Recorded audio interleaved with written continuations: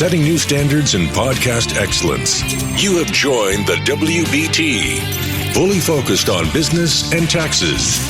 Here is your host, Michael Lodge.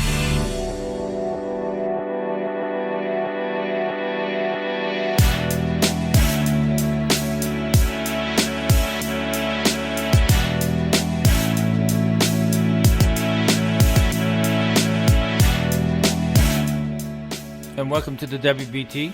This is Mike Lodge. I'm always happy on these days where you come in and you download me or you listen to me live and we begin our discussions. So, today we're going to talk about racism. I know everybody else has talked about this subject over and over and over again. We've heard it nonstop for the last weeks. But we have to ask the question, are we really having a discussion about racism? Or are we having a discussion and a push and an agenda about political power? To have a really good discussion about racism, it means that we have to sit down and we have to identify the issues that we see as a problem that creates racism.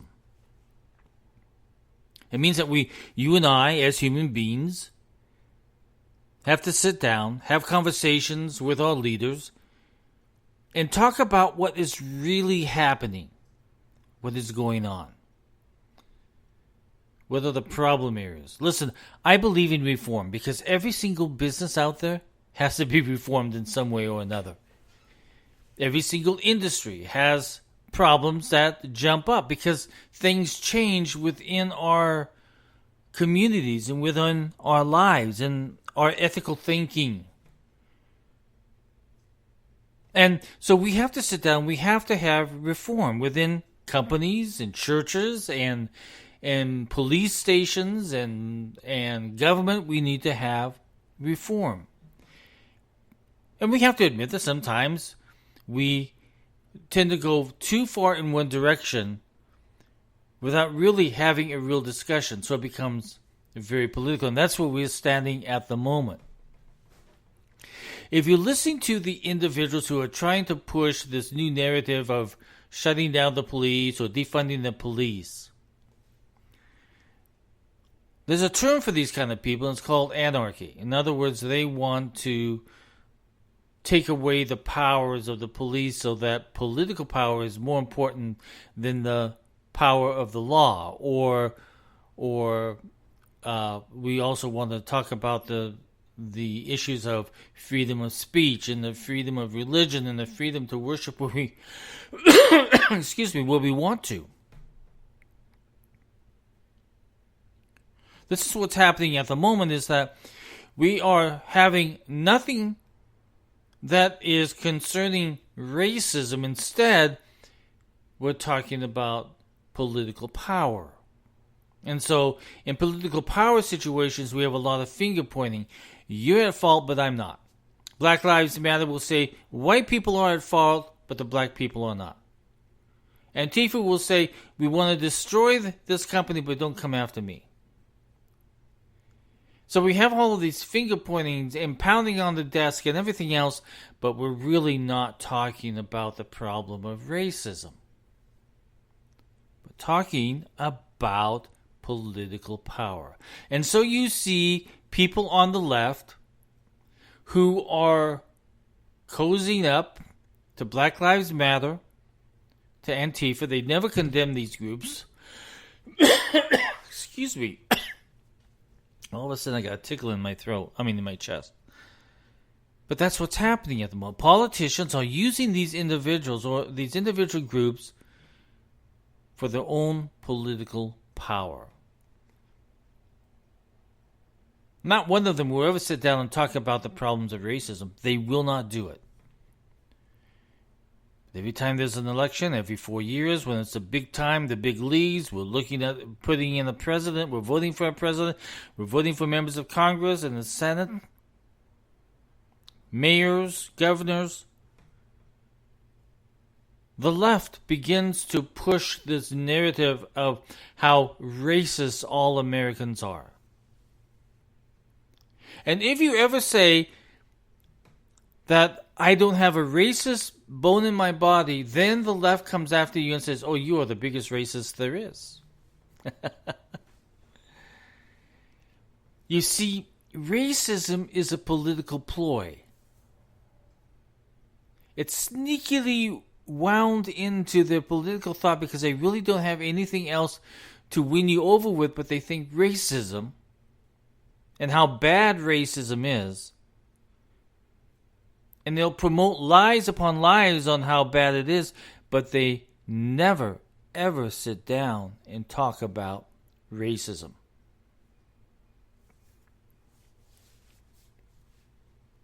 So we have to ask the question, are we really talking about racism? And the answer is no. Do you want to sit down and talk with the police department? They'll be more than happy to do it. If you feel there's a problem in your community, set up a meeting with the police department and sit down and do it. But I bet you won't do it. No, because it's not in your agenda. When have you seen a senator or a congressman or a city mayor or anybody in politics ever go into a police department and says, hey, can we have a discussion on racism? Nah, they're not going to do it. They never do it. Now, they'll point fingers at the police department. They'll point fingers if you don't believe in the way that they want you to believe. You see, they believe that speech is only for their speech. It has nothing to do with anybody else's speech or anybody else's views. The anarchist is an individual who wants to get control by overpowering you. And so they begin to attack your freedom of speech. I mean, anything that you say, you become a racist. And that's what has happened, and it's a sad situation to see. We've had a lot of demonstrations and destruction of neighborhoods, destruction of black businesses, destruction of churches, all in the name of racism. So we have these politicians pushing this over and over and over again, and they want to defund the police department because they think that is what you want. Now, listen, sometimes we don't agree with what the police department does. As in the case of George. George was murdered by a police officer. Now, there was other things to that story because they worked together and they had a conflict at that job that they used to have together.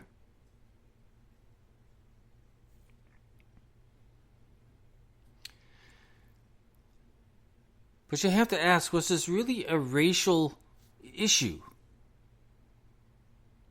And I think that more and more as we look at this, we saw a police officer where a police department did not fulfill their HR duties in vetting this individual and working with this individual because he had 18 complaints against him in the police department and the HR department. The union did nothing. So we had a bad police officer. Now what he did isn't a finger-pointing process of all police officers. This is about one individual who was an idiot. This is about one individual who 18 other times overstepped his boundary as a police officer. So if we're going to talk about reform, we have to talk about HR policy. We have to talk about how these individuals are reviewed every single year. If they have so many complaints against them, it's a pretty good indication that a big problem is going to happen. And it did with this police officer.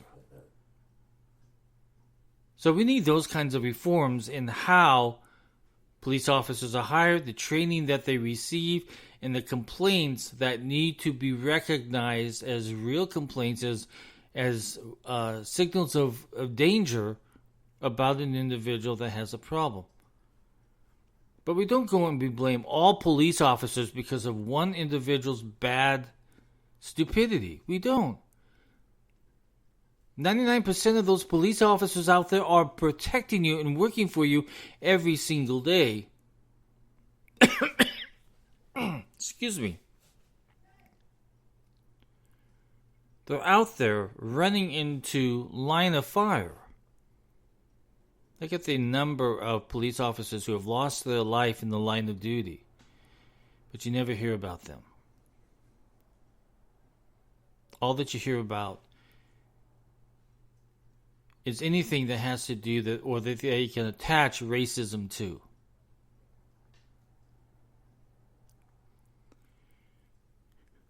So reforms are necessary.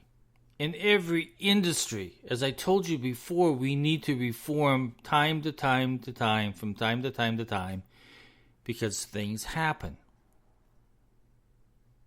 So we have to sit down and we have to make it better. But that comes from discussions within the police department and also by members outside the police department, identifying the problems that the community sees that the police departments can work on and work with those communities. And perhaps the police departments are not spending enough time dealing or working with or talking to or creating a conversational pattern with the community. And that could be a problem also. But we need to sit down and talk about that. But that doesn't seem to be the agenda of politicians. The agenda of politicians is to quickly turn something into a racial situation because that is their power base and that is the only message that they have. When you see a politician continually talking about racist or racial issues in America, but has no plans on how to deal with the economy or taxation or housing issues or international issues or military issues, they don't even talk about any of that. All that they focus on is race. And they bait you along. So we have to ask this question. Are we really having the conversation about racism? And the answer is no. This is about political racism and how to gain power by it, from it. So I reach out to each and every single one of you who are listening. Really question your politicians.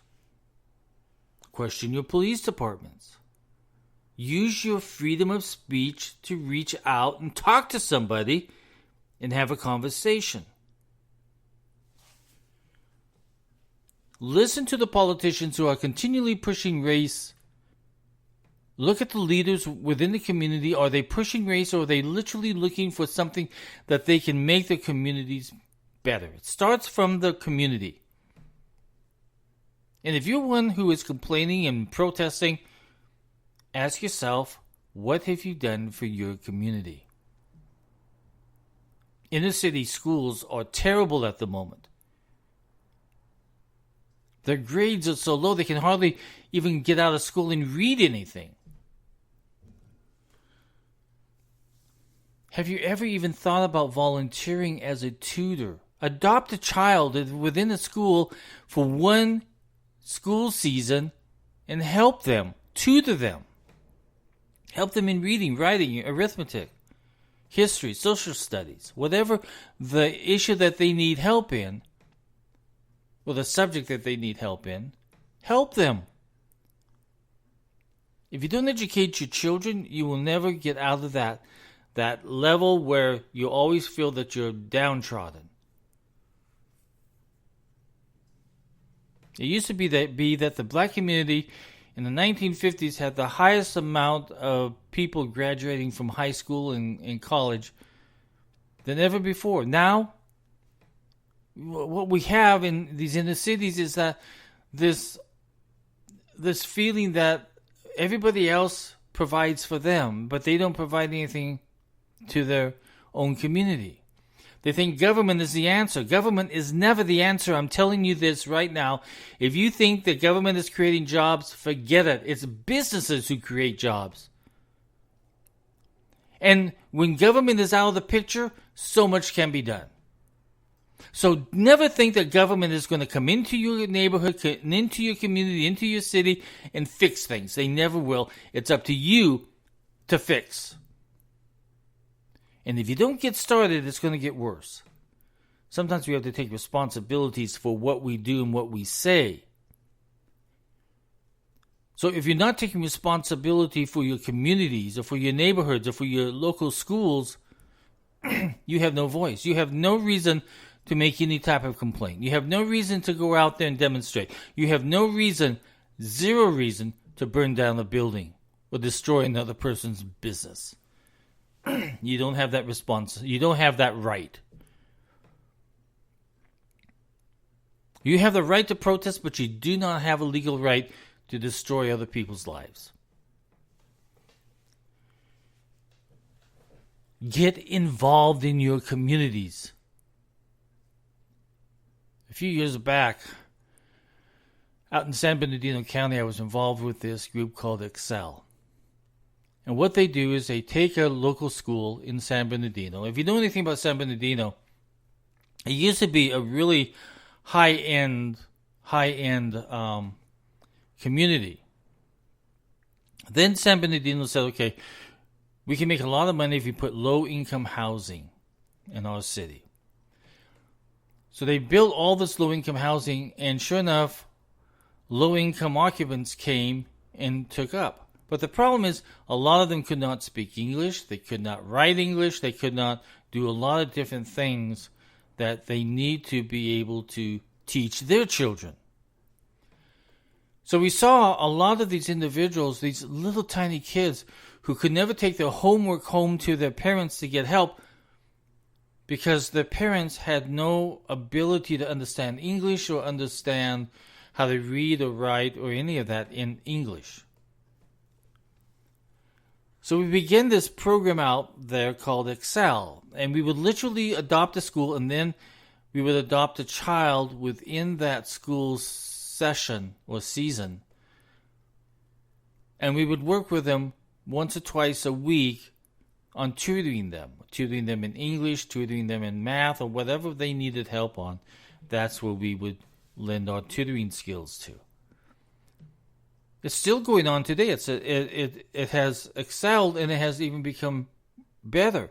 Now, you have got to take, like San Bernardino, Loma Linda, Redlands, have some very highly educated people. There are people that are studying for their doctorate degree and becoming doctors, and becoming nurses, and becoming physical therapists and occupational therapists. I mean, there are some very highly educated people in that community.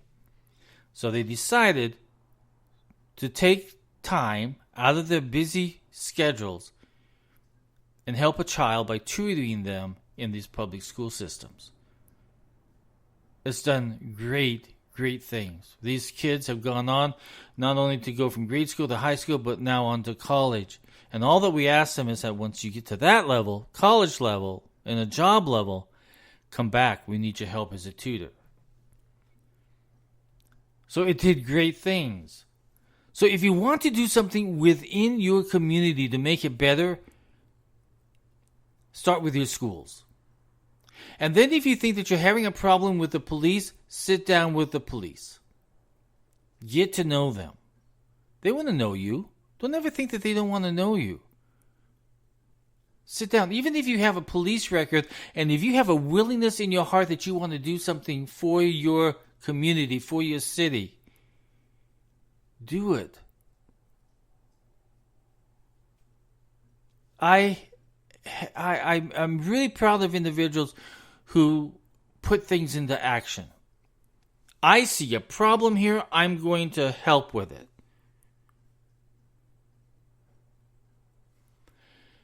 It just takes action, and it begins within the local communities and working with the local police and building a relationship. It's all about building relationships. Listen, when I bring people in to have a mediation session, both sides are heated. Both sides have their own point of view. But it's through the communication process and through the negotiation process and through laying out how you feel is when you begin to reach the other side. They're listening to you. And then all of a sudden you have some resolve. You're getting some answers and some participation from both sides who want to resolve the issue. But as long as you're out there pointing fingers and yelling and stomping your feet and everything, nothing's going to get done. It literally takes you getting involved in your community, in the issues within your community. So ask yourself and put it into your back of your mind, are we really talking about race or are we talking about political racism? And that's where it becomes dangerous, when it becomes political. We can do so much in this nation if we all work together. If you have the ability and if you have the guts to go out there and talk to a police officer and get to know him and he gets to know you, and you talk about your issues that you see within the community, you two can work together on making those issues go away, improving the relationship. Sometimes we see people as enemies. When people come into mediation, they are enemies. Sometimes they're really big enemies because things have happened throughout the course of their relationship in their business dealings. But then when you sit them down and you have them list out what are the things that you see as big issues within the conflict that they have between each other, 3 out of the 4 are exactly the same on both sides. You would be surprised how that happens. Same thing as what we're talking about now. The police have frustrations. The community has frustrations. If you set them together, you'd probably find that they both have the same frustrations, and you need to resolve those frustrations because you're both in agreement on what the cause is, what the issue is. So I ask you, are we really talking about racism? No. We're talking about political racism, and we are being used and we are being had by politicians. It happens every single 4 years. So if you want to have a conversation about racism, let's sit down and have it. I'll be more than happy to sit down with you. And so will your police departments. So will your community. So will your churches and everybody else. They want to have that conversation too. Because what we've seen in the last couple of weeks and all these demonstrations and all this anger and hate and political nonsense that is going on in the cities and in the local governments and in the state governments, all the way up into the federal level. And this nonsense about funding the police, listen, we need those police officers there because that is the rule of law. Think about this today. Ask you a question. What would happen if Chicago had no police officers? Your crime rate in Chicago is so high, and you have police officers there who are trying to do a job, but the politicians are pulling them back, and they're unable to do fully 100% of their job.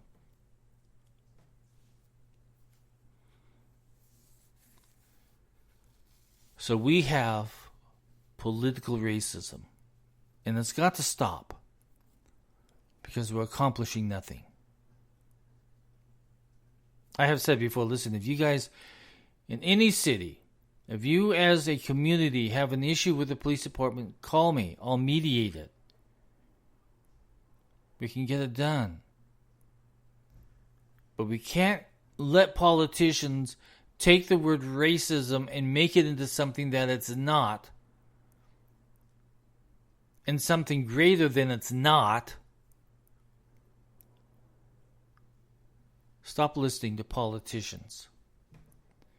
If you hear a politician that's an anarchist and is trying to destroy this nation, trying to destroy your communities through racism, vote them out.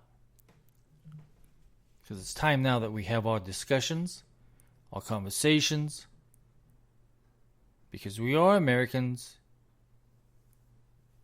and we sit down and we work it out. This politics is nonsense. We're not accomplishing one single thing. This is Mike Lodge for the WBT, I mean. I haven't had coffee yet.